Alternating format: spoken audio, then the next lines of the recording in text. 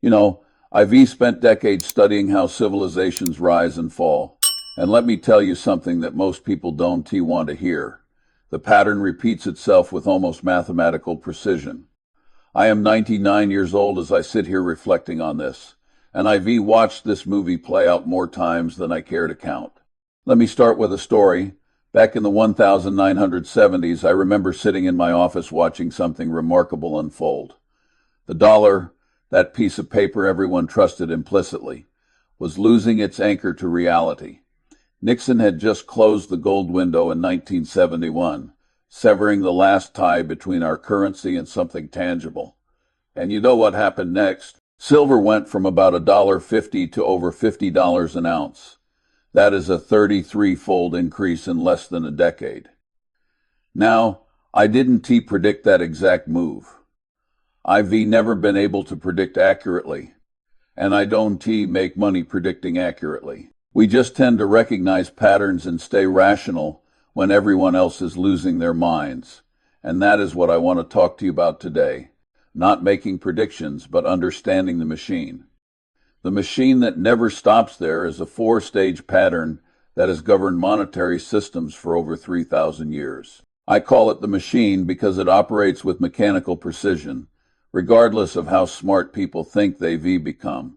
Let me walk you through it, because once you see it, you can unsee it. Stage one is the foundation. This is when a currency has real backing, something tangible that people trust. In ancient Rome, it was the denarius, a silver coin that was 95% pure silver. That coin meant something. You could hold it, you could test it, and you knew what you had. The Roman Empire dominated trade across Europe, North Africa, and the Middle East because people trusted that coin. But then, and this is where human nature always intervenes, comes stage two, expansion. Emperor Nero needed money. He had wars to fight, palaces to build, extravagances to fund. So what did he do? The same thing every government does when it wants more than it has. He debased the currency. He reduced the silver content from 95% to 93%. Subtle, almost unnoticeable. The economy kept running, but the precedent was set. You see, this is where most people make their first mistake. They think, well, it is only a small change. What is 2%? But that is not how human nature works. Once you cross that line, once you establish that the currency can be manipulated, you open Pandora's box, and sure enough, over the next 2 centuries, successive Roman emperors followed the same playbook. By the time you reach Emperor Caracalla in 215 AD, the denarius was down to 50% silver. By Emperor Gallienus in the 260s, it was less than 5%. The coin that once represented real wealth was now a token, a promise backed by nothing but the authority of an increasingly desperate government. That brings us to stage 3. The crisis, hyperinflation, ravaged the Roman Empire. Prices exploded. The military revolted because their pay was worthless. Trade collapsed because no one trusted Roman currency anymore. The empire fragmented into regional breakaway states. And the people who had saved their wealth in denarii, they watched it evaporate. But here is the critical part that most history books gloss over, stage 4, the reckoning.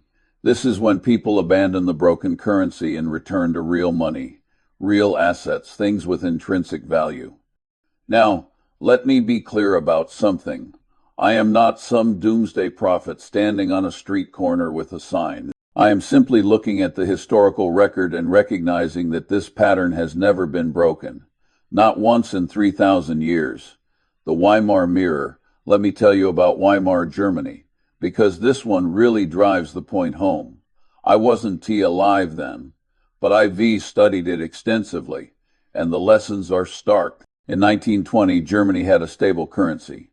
By 1923, just 3 years later, they were experiencing one of the most catastrophic hyperinflations in human history. Let me paint you a picture of what that looked like for real people.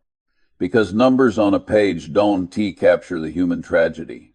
There was a middle-class doctor in Berlin. This man had worked for 30 years, saved diligently, lived within his means, done everything right according to conventional wisdom.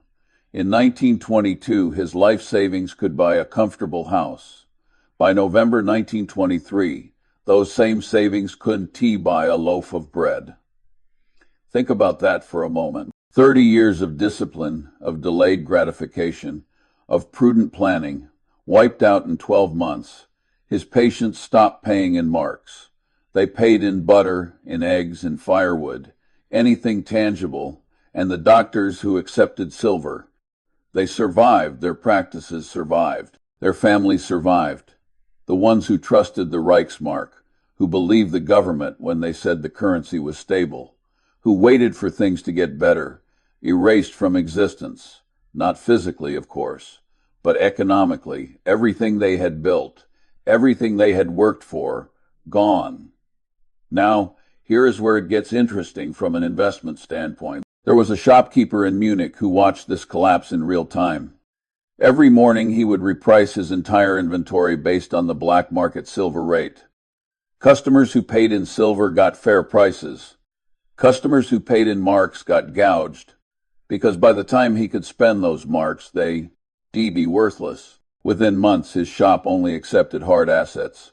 Silver coins, gold jewelry, anything real. He survived the collapse and bought 3 neighboring buildings for a handful of silver coins from families who were desperate to eat.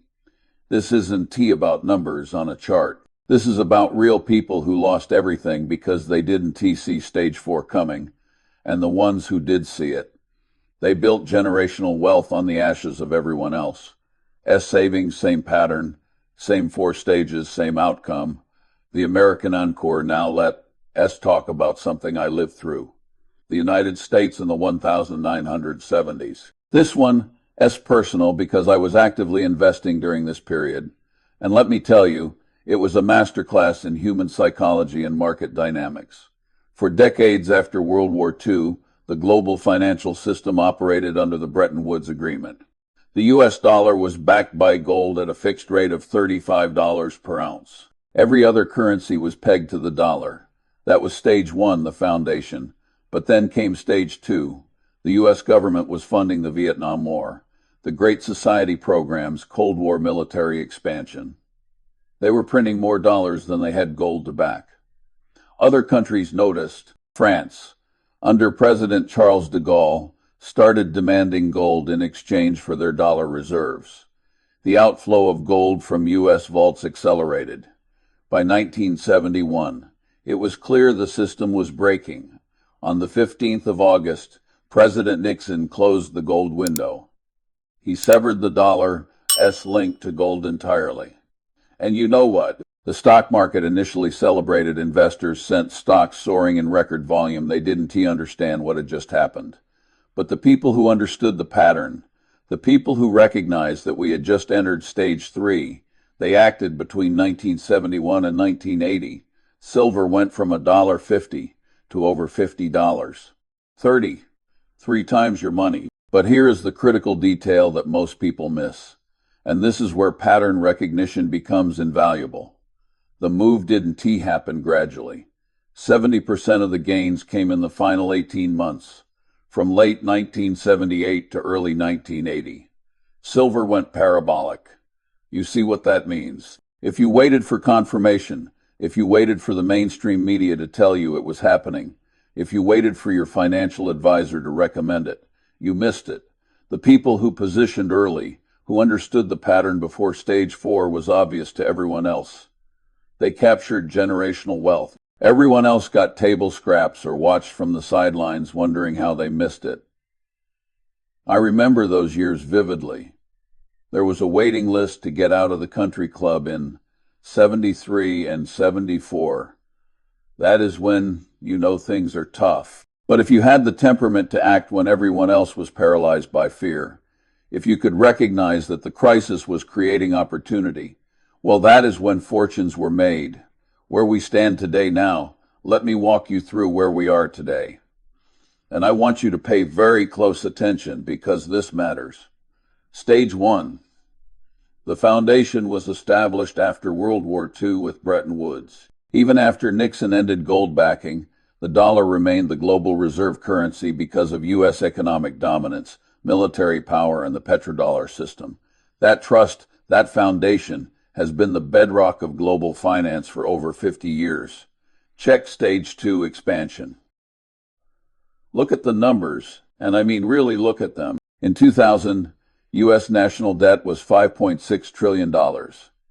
Today it is over $35 trillion. The Federal Reserve's balance sheet was under $1 trillion in 2008. It exploded to nearly $9 trillion during the pandemic. Central banks globally have printed over $25 trillion in the last 15 years alone. Governments have funded wars, entitlements, bailouts, stimulus programs, all by expanding the money supply far beyond any real economic growth. The dilution is subtle anymore. It is systemic verified. Stage 3. The crisis. We're reliving in it right now, though most people don't recognize it yet. Inflation, despite official claims of cooling, has destroyed purchasing power. Housing is unaffordable. Food costs have surged. Energy prices are volatile. Wage growth can keep up. And debt, it is unsustainable. The U.S. is now spending more on interest payments than on defense. Social Security and Medicare are projected to be insolvent within a decade. Pension funds are underwater. Commercial real estate is collapsing. Regional banks are failing. And the response? More printing, more debt, more expansion. The gap between paper claims and real wealth has never been wider. The system is overextended. The cracks are visible, undeniable. Now here is the part that should terrify you. In the Roman Empire, it took 200 years to debase the denarius from 95% silver to 5%. 2 centuries of slow, gradual erosion. In Weimar Germany, it took 4 years to go from stable currency to wheelbarrows of cash.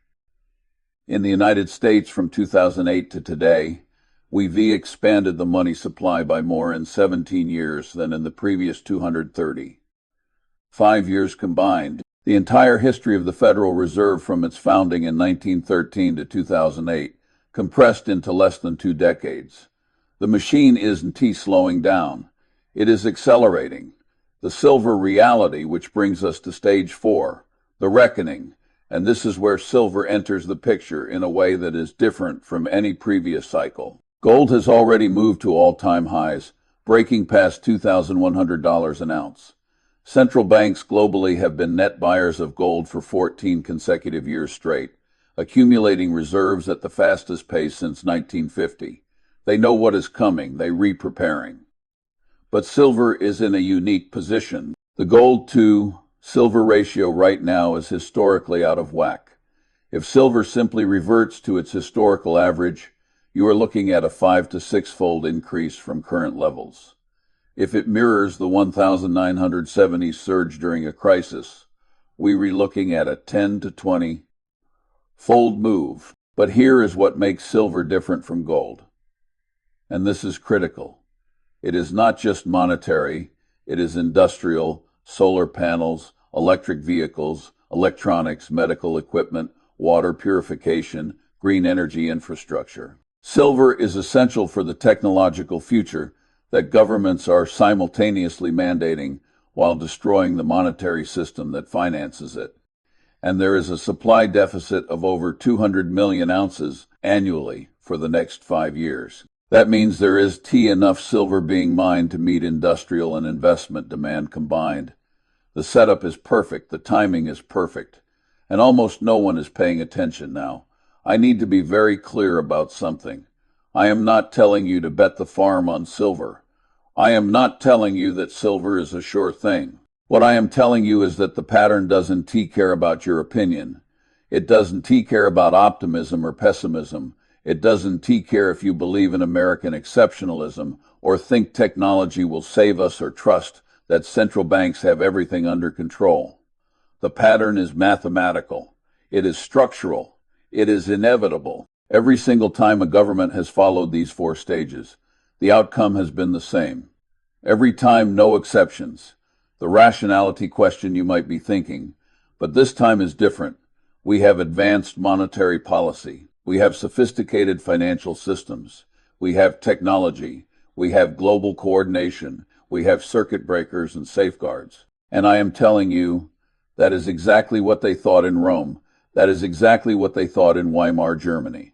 That is exactly what they thought before the 1970s crisis. Every generation believes they outsmarted the pattern. Every generation believes their system is too advanced, too stable, too resilient to collapse. Every generation thinks they special. And every generation is wrong because the pattern isn't about technology or policy or coordination. It is about human nature. It is about governments that spend more than they have. It is about currencies that lose their backing. It is about central banks that print to solve every problem. It is about populations that eventually lose faith in paper promises and return to real money. Human nature hasn't changed in 3,000 years. The tools have changed, the speed has changed, but the outcome, identical. I've always believed that being rational is a moral imperative. You should never be stupider than you need to be. And right now, ignoring this pattern because it makes you uncomfortable or because it contradicts what you want to believe, that is choosing to be stupid. I've spent my entire life trying to be consistently not stupid instead of trying to be very intelligent. And let me tell you, that discipline has served me extraordinarily well. The strong swimmers drown because they overestimate their abilities and underestimate the current. The survivors are the ones who respect the water. The psychology of waiting. Let me tell you something about successful investing that most people never learn. It requires this crazy combination of patience and the ability to pounce when the opportunity presents itself. Because in this world, opportunities just don't last very long. Most people can stand to wait. They need to feel active. They need to feel useful. So they do something stupid. I remember telling people, you have to be very patient. You have to wait until something comes along, which, at the price you are paying, is easy. That is contrary to human nature. Just sitting there all day doing nothing, waiting. But that is exactly what the moment requires. The people who position early in silver, who understand this pattern before stage 4 is fully obvious to everyone else. They be the ones who preserve their wealth while everyone else watches theirs evaporate in real time. I've lived through enough market cycles to know how this works. The people who act early feel crazy. They feel like contrarians. They get laughed at by friends and family. The people who wait feel comfortable. They feel reasonable. They feel like they being prudent. And the people who feel comfortable lose everything. The historical verdict, let me close with this. If I showed you this information in 1922 Berlin and told you the mark would collapse within a year, would you have acted? Or would you have said that as fear, mongering, and done nothing? If I showed you this in 1970 and told you silver would go 33 times higher in 9 years, would you have bought or would you have waited for confirmation after the move already happened? After the gains were already captured by early movers? The pattern has never been broken. Not once in 3,000 years, not in Rome, not in Weimar, not in the 70s. And it is not going to be broken now. Rome fell. Weimar collapsed. The 1970s saw the greatest wealth transfer of the 20th century. And today, with more debt, more currency debasement, and more systemic fragility than ever before in human history, the same pattern is playing out again. Silver is moving because the machine is operating exactly as it was designed to operate. And if you are not paying attention, you are going to be left behind. Over the long term, the eclipse rate of great civilizations being overtaken is 100%. So you know how it is going to end. But that doesn't mean you can position yourself wisely for what is coming. I've always said that the best way to get a good result is to deserve a good result. And deserving it means doing your homework, understanding the patterns, and having the courage to act when the odds are greatly in your favor. The pattern does lie. History does lie. The question is whether you are going to be on the right side of it. That is all I have to say about that.